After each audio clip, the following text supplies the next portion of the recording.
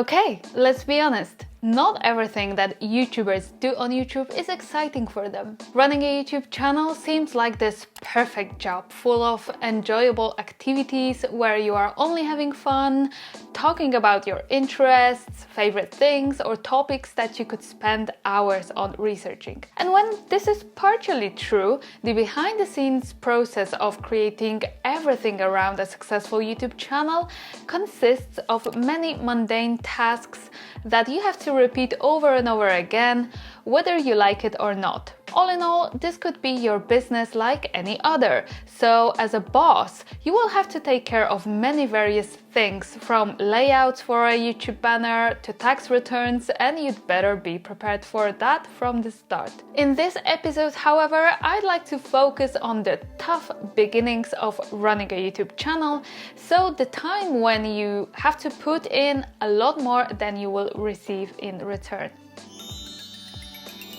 Hello my friends, it's Marcelina and welcome to Alter to Native channel, where we learn all about creativity, creating content, self-development and running a YouTube channel. When I first started with YouTube in March 2021, I'd only had experience with posting on Instagram so far. Back then, photos were the main form for that platform, so the creation process used to be very quick as well.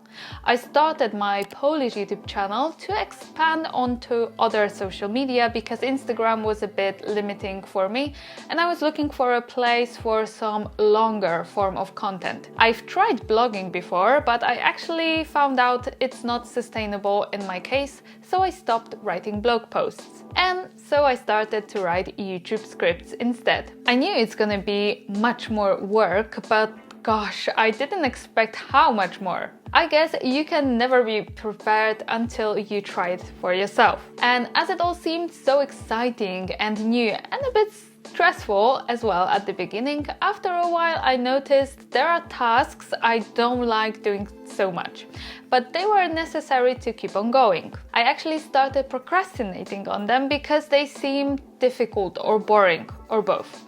I knew that I could only succeed if I enjoy what I do, because otherwise it won't be sustainable. I think every successful YouTuber is going to confirm that. You have to love what you do, or else you will not last long enough to see success. Consequently, I looked into those mundane tasks to see why they are such a drag and how to transform them into something exciting. Here's what I've discovered. To turn those tedious YouTube-related tasks into something compelling, you have to look at the big picture instead of focusing only on the things that make you feel tired, frustrated, and bored. So for me, editing some of the videos became so repetitive that the main goal for this task was to finish it as quickly as possible. I stopped seeing it as a field where I could improve because I was so narrowed and I didn't see the bigger picture. It simply also meant that my videos started to all look the same. I used to love editing, but after tens of edited videos, and I'm referring to my Polish YouTube channel here, which I've been running almost 2 years now, it became automatic. There's nothing wrong in automating tasks to make them easier and faster for yourself, but the problem begins when you start procrastinating on those tasks. After a while, it happened to me and it was hard to get myself to sit in front of my laptop and edit. The first thing I did to get excited again was to look into the big picture. I've asked myself those questions, and if you are struggling with procrastination, I recommend you ask them yourself too. What is my mission on YouTube? What kind of value would I like to share on YouTube? Where do I see myself in 1, 3, and 5 years? What is my measurable goal at the moment? From your answers, you should be able to see the reason you started your YouTube channel in the first place, and that's usually the strongest motivator, which of course can change over the time. But it's important to remind yourself that feeling of excitement when you had a goal, a dream in your head of starting a YouTube channel, and finally you got yourself to do it. That feeling is huge. Sometimes there's no one by our side to pat us on the back when we do something incredibly difficult. So it should be us who do it then.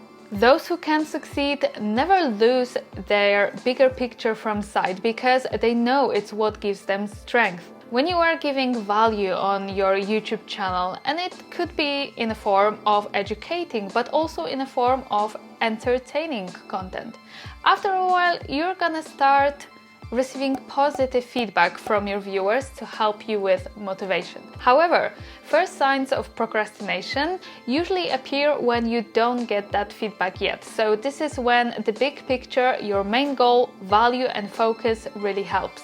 And if you would like to go a step further, create a tiny vision board for your YouTube channel where you're gonna see the reason behind starting your channel. I usually create mine once a year in Canva or on Pinterest and then turn it into my desktop wallpaper to make sure I look at it every day. You can also save it to your phone or even print it out. Have you ever done something like this? If you have any tips or ideas on the YouTube vision board, please share them in the comment section below. This is the part where you look for the time in a day, in a week and in a month when you feel the most creative, energized and motivated. To find out when your most productive times are, you will have to track them for 1 to 3 months. You might already know that more or less.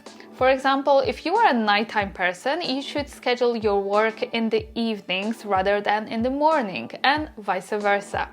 I'm definitely a morning person, so I created a morning routine that includes working on my YouTube channel every weekday before I go to work. In this scenario, I take advantage of my most efficient and creative hours, and I finish my YouTube tasks much quicker than if I did them in the afternoon or in the evening when I feel tired and unmotivated. If you'd like me to create an episode on my morning routine, please let me know in the comments below. For now, I highly recommend you track your energy levels for a week.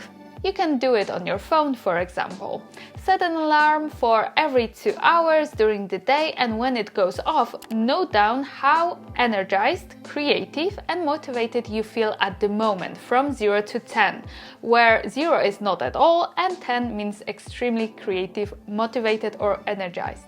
Of course, there's never the same day, week or month, so even when you collect a lot of data, still a lot can happen and you won't follow the pattern, but the idea is to get a general overview to create a plan. The next step is to schedule your YouTube tasks in those moments when you feel most productive. It won't always be possible. As I'm working full-time and running a household, I know that very well. But this is why planning is so crucial and helpful here. Look at the upcoming week to see where you can squeeze in some time for YouTube tasks, preferably when you also feel most motivated, creative or energized. And when the time actually comes, sit down, and this is really important, start your YouTube work with a quick task that you really like, and only then go to the difficult or boring one. One quick, easy task completed will release enough endorphins to your brain to keep you going. Also, what I do sometimes when I'm feeling like I'm making no progress, I look into my YouTube statistics and choose the lifetime option. This is really great to see the bigger picture, to say, hey, I've come so far, I can't give up now, to get yourself motivated. And with this feeling of hope, start your mundane YouTube task, which I promise will look more like a challenge than a drag to you now. Sometimes we procrastinate on tasks because they overwhelm us. If I have an episode to make which requires a lot of research, it kind of scares me every time, not because I don't know if I can handle it, but rather because I know exactly how much work and effort it will involve. So what I do in such situations is the opposite to what I talked about in the first chapter. This is the moment when I stop looking into the big picture, the whole research in this case, and I only focus on the first small step I need to take to start. When I was doing research on SEO, for instance, I had to go through the book about SEO I've read a while ago and also go through my online resources such as paid masterclasses I bought, ebooks, etc. By the way, I always start with all the extra options I already have, such as paid courses, because they're usually much more knowledgeable. And all of this research is a lot of time. Therefore, I said to myself that I will start with going through the book and I will do it for 10 minutes. I convinced myself it was all I actually needed for that research, and that was all I saw. I set my alarm for 10 minutes and started working. You see, the key to start is to make your task as easy as possible. Going through some pages for 10 minutes seems like a very simple activity, so I thought to myself, yeah, let's do it. The trick here is that in most cases, once you start, you won't be able to stop. After 10 minutes, I got really drawn into the book, so I kept on going for the next hour until I got tired. Eventually, I didn't finish the whole book, the whole research, but I've done much more than I thought I would, so it felt really good and in fact helped me to finish the whole research much faster in the end because it prevented me from procrastinating on it. And thus, create a list of small YouTube tasks and start them with a 5-10 minute time frame. If you are done or can't be bothered anymore after that time, leave it and come back to it after you have a break. To enhance the effect of starting small and being excited for it even more, give yourself a little reward every time you complete your task. Let's say you wanted to watch this new Netflix show. Instead of jumping and binging on it all night, finish your YouTube work first and then, as a reward, turn on your TV, if you are still up for it, of course. My favorite little rewards are watching a YouTube video, but not for learning or researching, but for entertainment, going for a picnic, buying myself flowers, daydreaming on my bed, having a bubble bath. When there's such a prize awaiting for me after a completed task, I'm even more excited for my YouTube work. And the last piece of advice is to always put yourself in a good mood first, before you start work. You can practice being grateful, cheer yourself up with a funny memory from last week, or read that motivating comment you received. I usually have my favorite coffee and one of my cats on my lap when I'm about to start writing, and it all makes me feel good and happy. And this is the vibe I then share through my videos with you. And so with all that positive vibe, I'd like to close my episode here. I hope it made you feel excited and motivated to start working on your YouTube channel again, even on those mundane tasks, which now should seem like a piece of cake. Thank you so much for watching. If you have any questions, please feel free to leave them in the comment section below. If you like this video, please leave the thumbs up and subscribe to my channel for more in the future. Until the next time, bye!